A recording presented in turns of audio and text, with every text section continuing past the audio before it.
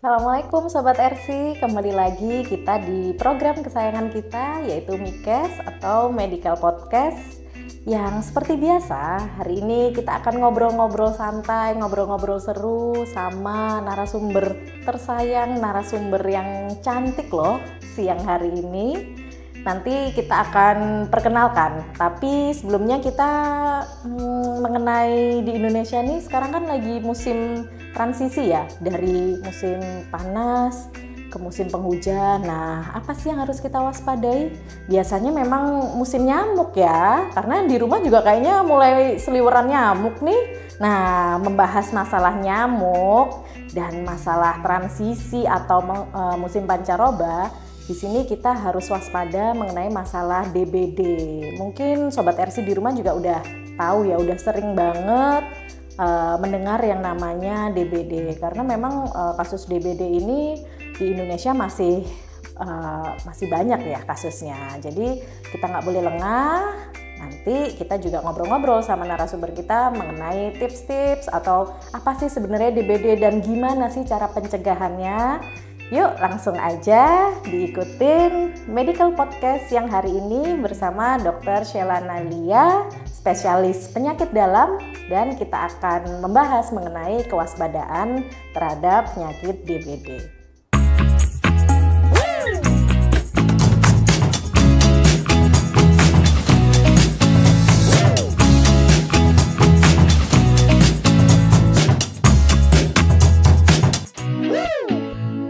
Baik, nah tadi kan saya udah menyebutkan nih ya narasumber kita yaitu dengan Dr. Sheila Nalia, spesialis penyakit dalam. Kita sapa dulu ya Sobat RC. Assalamualaikum Dr. Sheila.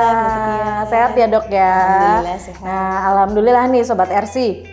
Dok, tadi kan saya udah ngobrol nih dok sama Sobat RC kalau misalnya sekarang di Indonesia ini kan lagi musim pancaroba ya dok, lagi musim transisi dari panas menuju ke hujan gitu dok. Nah biasanya kan memang banyak nih dok ya, mungkin dengan suhu-suhu seperti ini mungkin lagi musimnya nyamuk ini lagi bertelur atau lagi berkembang biak lah dok, istilahnya seperti itu. Nah pasti kan juga ada penyakit-penyakit yang menyertai ya dok ya, terus lebih sering kita dengar juga DBD gitu. Nah sebenarnya nih dok, untuk DBD itu seperti apa sih dok? Apa sih DBD itu dokter? Monggo dokter. Oke, jadi saya yakin banyak dari kita sudah sering dengar mengenai DBD atau demam berdarah dengue, atau bahasa medisnya kita sebut dengan DHF atau dengue hemorrhagic fever.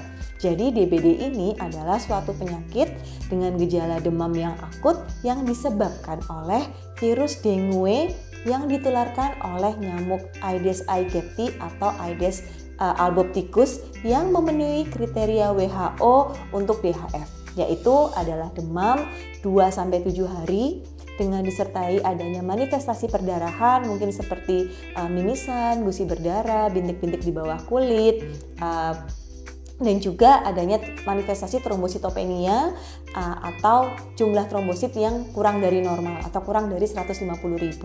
Lalu didapatkan tanda-tanda kebocoran plasma atau plasma leakage, contohnya seperti efusi pleura, asites, atau dengan adanya peningkatan hematokrit lebih dari 20%. Baik dokter, berarti penyebabnya sendiri itu dari nyamuk itu tadi ya dok? Bukan ya? penyebabnya. Oke, jadi penyebabnya adalah virusnya. Virus dengue yang ini di mana salah satu siklus hidupnya adalah berada pada nyamuk Aedes aegypti atau Aedes albopicus. Nah, si nyamuk ini dok, itu kan berarti dia sudah membawa si virus tersebut ya dok ya. Terus kalau misalnya dia menggigit ke kita nih dok, ke manusia, biasanya gejalanya itu apa aja dok yang bisa terjadi di tubuh kita nih dok? Jadi yang salah bukan nyamuknya ya dok ya. Jadi penyebabnya adalah virusnya, yaitu virus dengue yang disebarkan atau ditularkan oleh nyamuk Aedes aegypti atau Aedes albopicus gitu. Gejalanya hampir sama dengan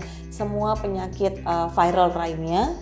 Biasanya ada demam, ada juga keluhan seperti mual, muntah, atau keluhan-keluhan seperti nyeri otot, nyeri sendi, atau nyeri kepala, atau yang paling khas DBD ini adalah nyeri di belakang kepala atau di sekitar mata. Dan juga adanya manifestasi perdarahan seperti apa, kayak mimisan, gusi berdarah, kadang kencingnya berwarna kemerahan, atau BAB-nya bisa berwarna hitam. Itu adalah contoh-contoh manifestasi perdarahan pada DBD.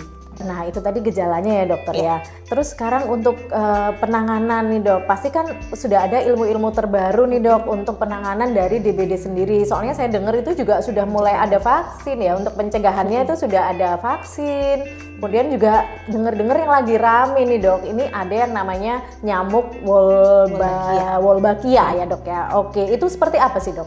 Oke, jadi kita bahas mungkin vaksin dulu ya.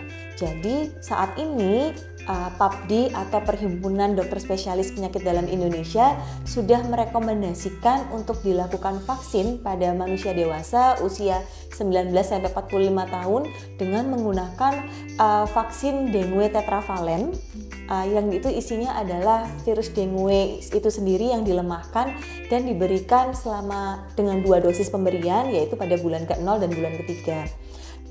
Kenapa kok tiba-tiba vaksin ini masuk gitu ya? Jadi atas beberapa pertimbangan. Yang pertama adalah karena Indonesia ini hiperendemik dari demam berdarah dengue ini sendiri. Jadi pada 3 tahun terakhir angka kejadiannya cukup tinggi pada orang dewasa, bahkan angka kematiannya pun juga masih ada. Dan yang kedua, pertimbangan berikutnya adalah untuk mendukung program pemerintah Zero Death Dengue pada tahun 2030.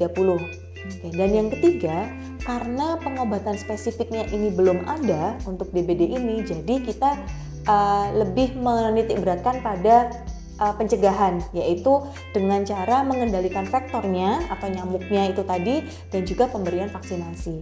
Dan yang keempat, setelah disinyalir, telah ada banyak buktinya bahwa keamanan dari vaksin dengue ini sudah cukup aman untuk jangka panjang. Baik dokter, jadi alhamdulillahnya sudah ada teknologi terbaru ya dok untuk pencegahan dari DBD ini sendiri. Betul. Nah, berarti kan memang sudah ada penelitian juga ya dok bahwa vaksin dan juga pembiakan dari nyamuk Wolbachia ini sendiri itu juga efektif ya dok untuk menurunkan kasus DBD sendiri. Dok, mungkin untuk vaksin ya memang orang Indonesia sendiri juga mungkin sudah terbiasa ya dok vaksin-vaksin seperti itu. Cuman ini yang lebih seru lagi dok, nyamuk dokter. Padahal kan ini sendiri juga tadinya dibawa nyamuk ya dok ya, penyakit ini DBD ini. Nah terus juga untuk menurunkan kasusnya ketemu nyamuk lagi nih dokter. Ini agak seru ini dok.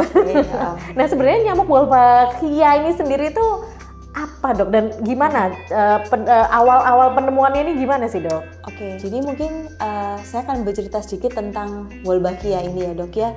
Mungkin saya sedikit membenarkan, jadi sebenarnya bukan nyamuk Wolbachia, atau mungkin bayangannya orang ini adalah nyamuk namanya Wolbachia. Tidak, ternyata nyamuk yang disuntikan bakteri Wolbachia.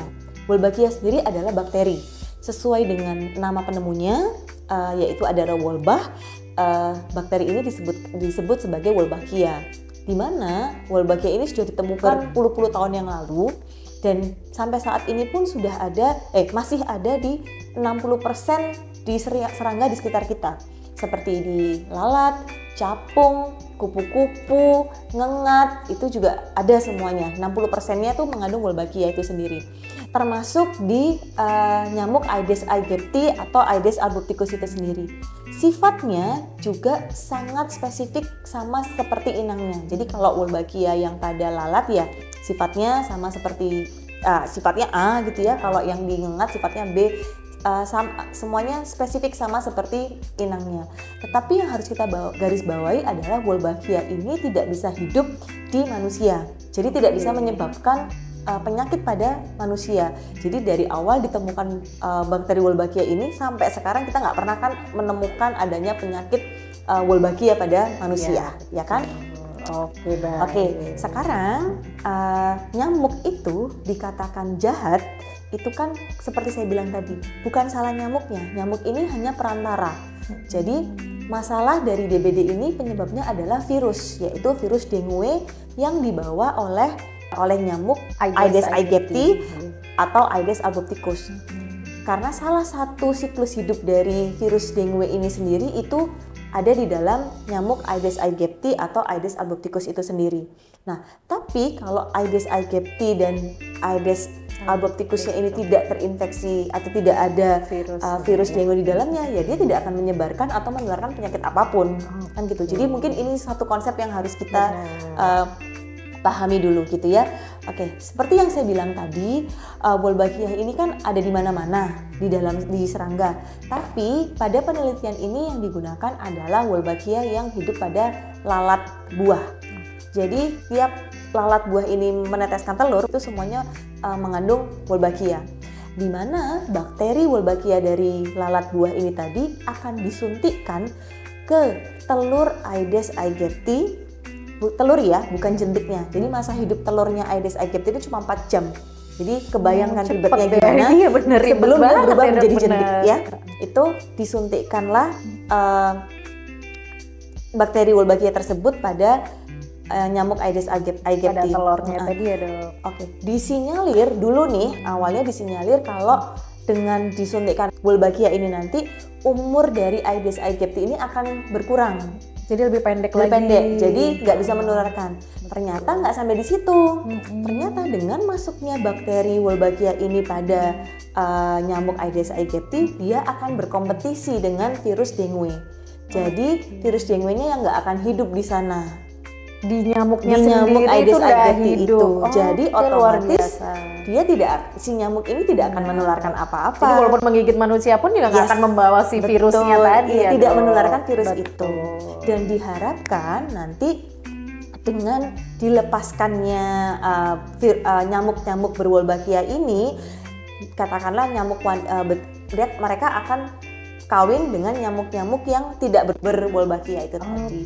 Jadi bukan menimbulkan nyamuk baru, tapi menggantikan populasi nyamuk yang sebelumnya.